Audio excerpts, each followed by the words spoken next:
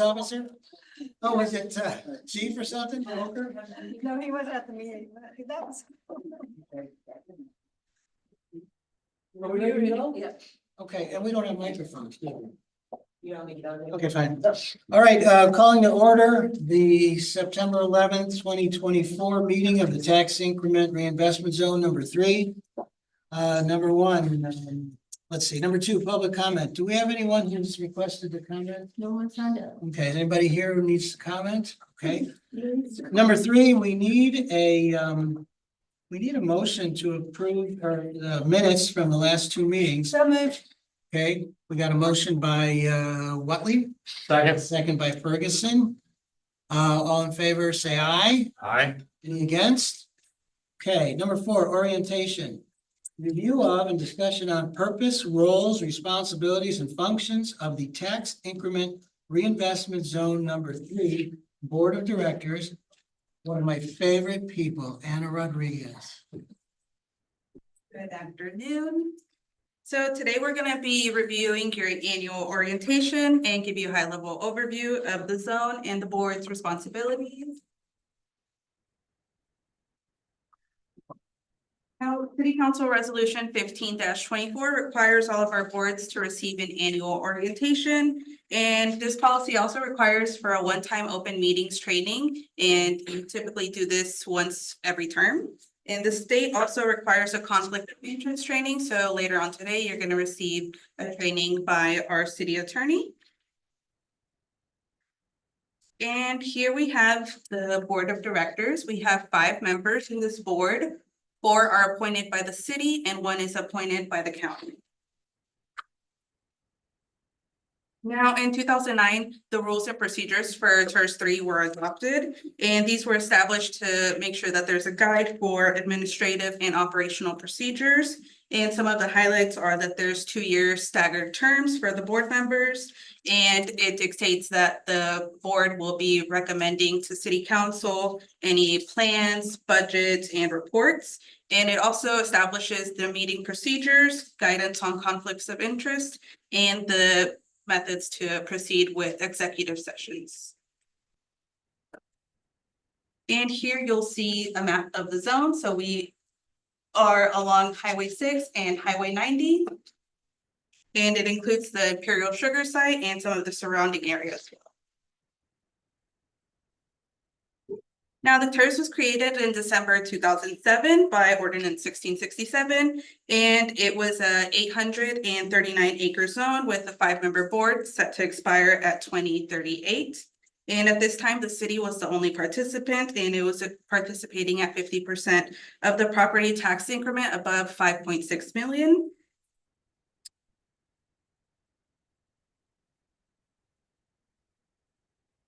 And there's been 3 amendments since then. So it was to extend the zone's expiration date to 2042, adopt the final project plan, restore the county's right to appoint a member to the board, and to then amend the final project plan to align with the revised development agreement. And it also corrected the tax amount for sales tax and the boundary for which that sales tax would be generated in.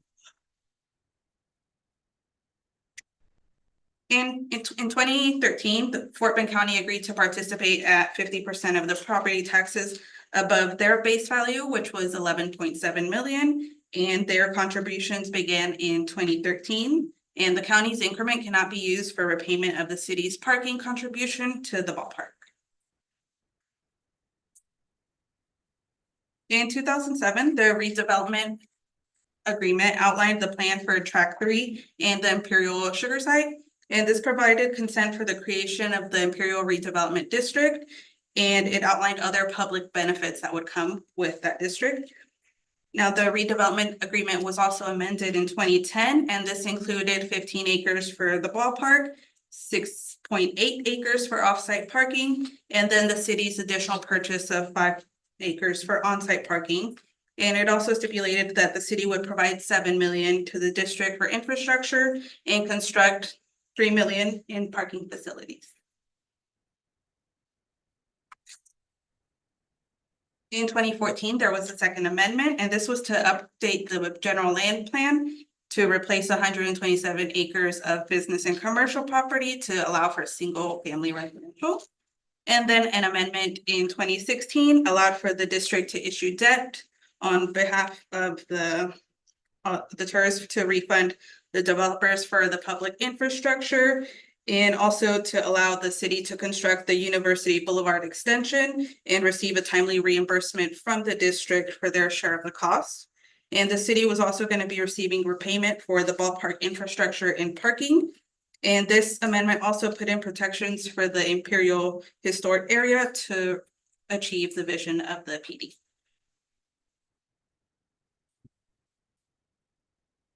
The tri-party funding agreement was created to meet the obligations that were established in the third amendment of the development agreement. And this was going to be between the zone, the city, and the district. And that's the year that it was approved. And the district was allowed to use their TIRZ funds in order to implement the zone's project plan and to finance and construct the public improvement projects. And the district can also use the TIRZ funds to contract with developers and consultants and issue revenue bonds once consent from city council was approved. And in order to use these funds, the district had to comply with all the terms of the redevelopment agreement, including the reimbursement priority for the revenue restrictions from the TIRZ. Now, the TIRZ pays 98% of the revenues to the district on a biannual basis, and then 2% of those revenues are retained for administrative costs. The final project plan was outlined in 2013, and this was to establish the public improvements that were going to be made. And the zone's project costs were estimated at $148 million. And then an amendment was made in 2016 so that the project plan would better align with the third amendment with the redevelopment agreement, which you're going to see the project plan in the next slide. But this also addressed updated projects, financial resources, and projections for bond indebtedness. So the new project plan is closer to 200 million.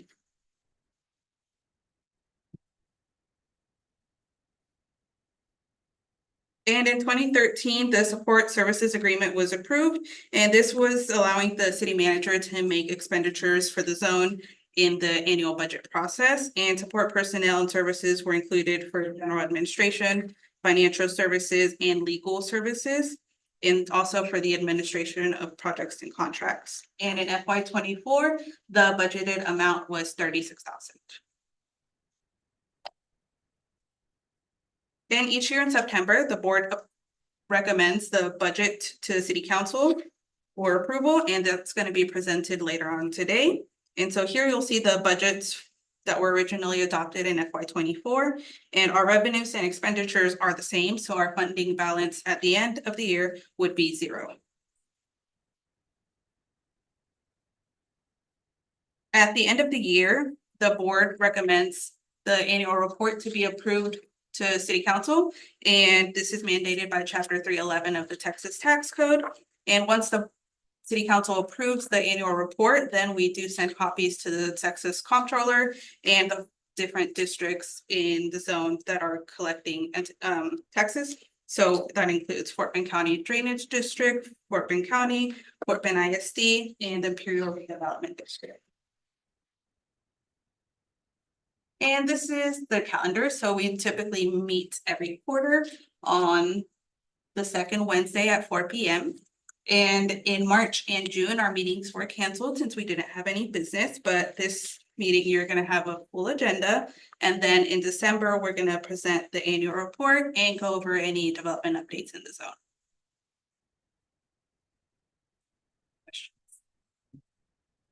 Anybody questions? No. Thanks, Anna. Appreciate it. Item number 5A, consideration of an action on election of vice chairman, secretary, and other officers as deemed necessary. Anna. Okay, so through the creation ordinance, the board is authorized to elect from its members, a vice chairman, and any other officers that the board sees fit. And the city council has the right to appoint the chairman every year. So the last time The board last elected position 3, Mary Willis as the vice chairman, and Carol McCutcheon was the secretary. And this was in December 2022. And in the chair's position is Stuart Jacobson, and his position expires at December 31st, 2024. Now, the chairman's role is to preside over the meetings of the board and sign all the documents requiring execution on the board's behalf. And the vice chairman is responsible for these duties in the chairman's absence. So if there are no questions, I'll turn it over to Mr. Jacobson for nomination. Okay, thank you. Does anybody want to be chairman? Vice chair. I think you're. Still chairman. Oh, I'm still chairman. Anybody want to be his vice chair? I'll vote it. Okay, Suzanne, I nominate Suzanne. I do too. Okay, secretary? Who wants to be secretary? Chris is secretary. Okay, so we have a motion by me to for Suzanne Watley as vice chair and Chris Barnett as secretary. What? Second by Neil, J. Neil. All in favor, say aye. Aye. Any against? Okay, yippee. Thank you. Okay, number 6, annual ethics training. A, receive training related to the Sugar Land Code of Ethical Conduct and state laws regulating ethics and reporting responsibilities of city officials. Meredith Reedy, city attorney. Hello, I would introduce myself, but I think everybody here knows me. That's her. I didn't say anything. Don't look at me. So we're gonna do your annual ethics training. Because you're required by state law to do this. So, because it's an ethics training, I'm gonna go ahead and let you know that these are not my images, they are Hasbro's images. I'm ethical and I expect you to be as well. So, you're gonna ask yourself 2 questions. What are you required to do? And what happens if you don't? So there are 2 government laws I'd like you to remember, chapter 171 and chapter 176. Both of this requires you to tell us stuff, sometimes brag about stuff, and both could be misdemeanors. So chapter 171, it's the regulation of conflicts of interest. And so what are you prohibited from doing? This is a double negative. You are prohibited from failing to file an affidavit and abstain from voting on matters in which you have a substantial interest. And you're going, oh, that sounds easy. What's a substantial interest? Well, I'll tell you. A substantial interest is a business entity is you, your spouse, your parent, or your child own 10% or more of the voting stock, shares or fair market value, got $15,000 more of the fair market value, or your paycheck last year from the business entity or from a contract exceeds 10% of your gross income for the previous year. And you might say substantial interest in real property. That is if you, your spouse, your parent, or your child has equitable interest or legal ownership at a fair market value of $2,500 or more. So if you own a patch of grass in certain neighborhoods, you have a substantial interest in real property. And if you don't file that form, I got ahead of myself. So you determine you do have a substantial interest. What do you have to do? You have to file an affidavit stating the nature and extent of your interest in the matter. You must file it with the city clerk's office prior to any discussion occurring on the matter. So read the agenda if you have questions. Talk to your staff liaison, and abstain from participation, discussion, and vote on the matter. Now, I know you're all very ethical people and you don't usually have a big, large audience here, but we are home to the Astros and they are very good at reading other people's signs. So I'm going to suggest that if this comes up, you step outside so nobody thinks you are throwing the board any special signs like ordering dinner when they think you may be telling them how to vote on the item. And if you decide you just don't want to fill out that form and you really want to participate in that discussion, what's going to happen to you? It's Class A misdemeanor. And as my friends in budget like me to say, you can have time with the county bed and breakfast. You'll wear matching uniforms, have a double room, and I understand they also cook your meals for you, so possibly food poisoning. So in addition to that, if the judge is having a particularly bad day, you could also be fined for $4,000 and you could have both. So chapter 176, this is where you get to tell me all about your family members and brag about getting any gifts. I call them gifts. The county attorney, district attorney calls them bribes. Call them what you like. I have yet to get one. I still held out hope that somebody may someday offer me money to do my job or to do it how they want me to do, but I haven't done that yet. So what are you required to do under chapter 176? You, once again, get to file a conflict of disclosure statement with the city secretary's office, and you get to tell us who you're related to and how many gifts you're getting from them. You have up to 7 business days. from the date you determine you have the conflict. So sometimes it's already happened and you go, uh-oh, I should have done that. It's not like you have to preemptively do it, but we would like you to if you possibly can. So when do you get to tell us who you're related to? If you're related to a vendor, third degree of blood, second degree by marriage, I have no idea what that is, but I have a beautiful chart on my desk. If you'd like me to share that with you, I can share that with you. And if you or your family member go back to that income of 2,500 or more in the 12-month period, you have a substantial interest, you must file that form and brag to us. And disclosure of gifts. This is fun. When the cumulative value of gifts received from a vendor exceeds $100. So there is hope that you can get enough gift baskets or tickets to someplace. So gifts include lodging, transportation, entertainment. So if the Astros happen to make the World Series and you're friends with people over here at Constellation Field, and they go, hey, come up to the suite with me. You're going to file a piece of paper and I'm going to hear about how much fun you had that I didn't get invited to. And so one other thing to keep in mind that gifts also include the food when the vendor is not present. However, under state law, if the vendor is present, TIRZ board does not have to report that. Now, if you're on city council and various other boards, you do have to report it. But TIRZ board, you don't. So if the vendor is sitting across the table with you and you're having a conversation, order that appetizer, get a box to go, have that second dessert, whatever you want. You don't have to brag about it. And if you don't want to comply with that, what's going to happen to you?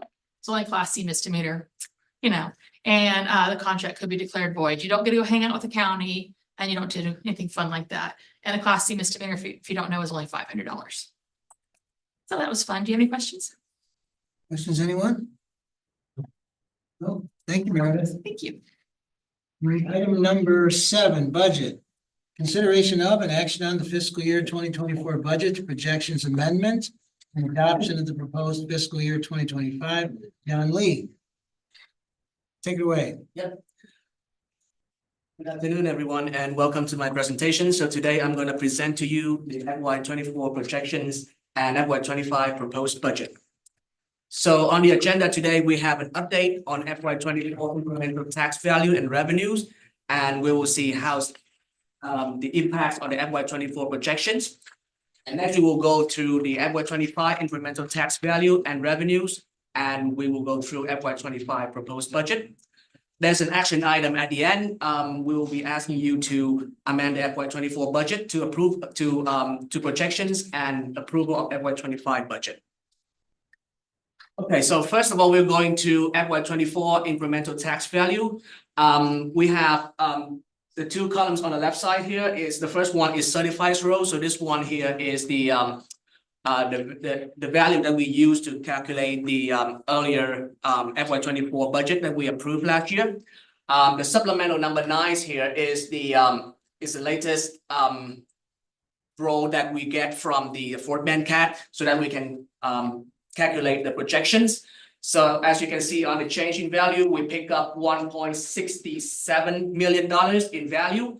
And there is also a $4 million increase in exemption and abatement because we pick up 23 more units in homestead exemptions and 12 more units in over 65 exemptions. Trickle down to taking out the base value that was frozen, we have the FY24 incremental values for the cities as $478.39 million. In the county, their pro value is the same. They also have an increase in exemption and abatement. And at the end, for the county, we have an FY24 incremental values of $451.49 million. And the impact on the tax revenue, so we have less than 1% decrease from what we budgeted for earlier in the fiscal years. So for the cities, we have a reductions of just $4,700, and for the county, it's just $1,500. And the totals for the FY24 projections in revenue size will be $1.79 million. Moving into the revenues and expenditures, so we have another $500 in revenues here, so that add up to $1.799 million. The expenditures here, we have some adjustments so that it can reflect with the revenues that was slightly reduced, and that trickled down to the net incomes of $14,700. And then ending fund balance, we're having by FY 24 is $13.4 thousand. Let's go to FY 25. We also have the same comparisons between supplemental number 9, which is what we're having at the end of FY 24, and the certified row here. We will use this columns right here to calculate for FY 25 numbers. And as you can see here, we have a pickup value of $48.78 million. That's an increase in values. We also have the under reviews of $4 million. That is changed from last year. In exemptions, we have a increase of $4.38 million, and that trickle down to the FY 25 incremental values of $526.87 million for the city size. And for the county size, the pro value is the same. The under review is also the same. They have a little bit more of the exemption and abatement. And the FY 25 value for the county side is $498.15 million. Now, Yes. I have a question. How are you treating the review, the numbers under review? Is that, are you treating those as a profit or a revenue? We will, so that one here is, we also calculate that. We use 91% that we assume that we will be using. The 91% will be adding up to the approved value when the Fort Bend Cat gonna consider them, and that will be add to the approved values as well at the end. That adjustment will be made when? I would believe that will be. So the adjustment is normally made and captured in projections if that value is true later in this fiscal or the upcoming fiscal year. Yes, so it's gonna be added by the supplemental, maybe number 9 or even 10 next year, at this time next year. And the reason I'm asking is we're looking at $8 million potential. Correct, or is that the same? I'm sorry, that's the same number. So the same amount as under review by the city and in Fort Bend County. Yes, they're all the same. These two are So the it's not 8 million, it's 4. same. It's actually $6 million, and comparing to the last year. Now I'm talking about the amount that's under review that changed.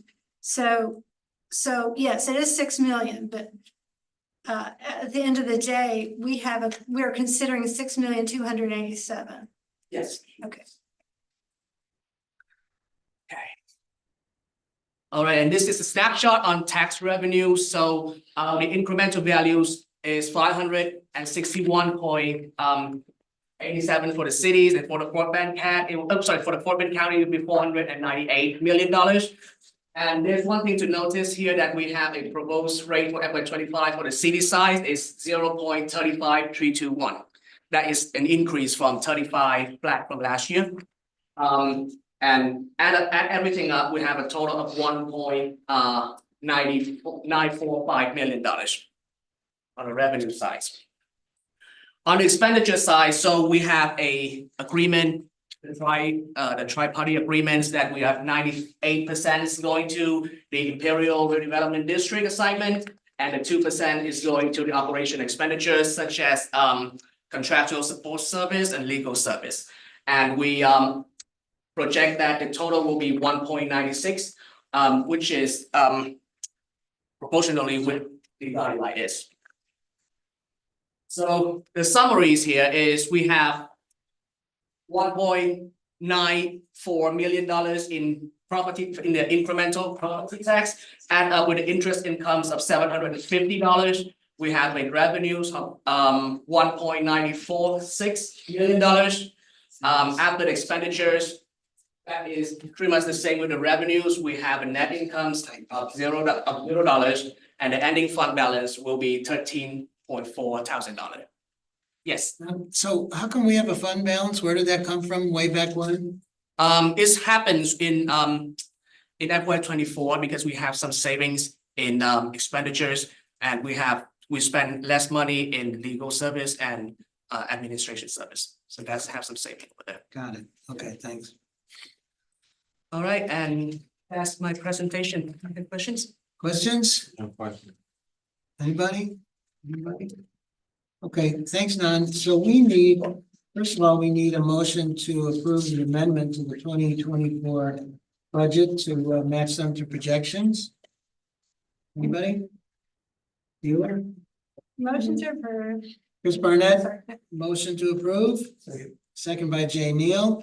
Further discussion. All in favor, aye. Aye. Any against? Okay, passes 5-0. Second thing we need is a motion to approve the FY 25 budget as submitted. Anybody? Okay, motion by Neal. Second by Barnett. Discussion. All in favor, say aye. Aye. Any against? Okay. Thank you, sir. And that concludes, all we need is a motion To adjourn. That's right.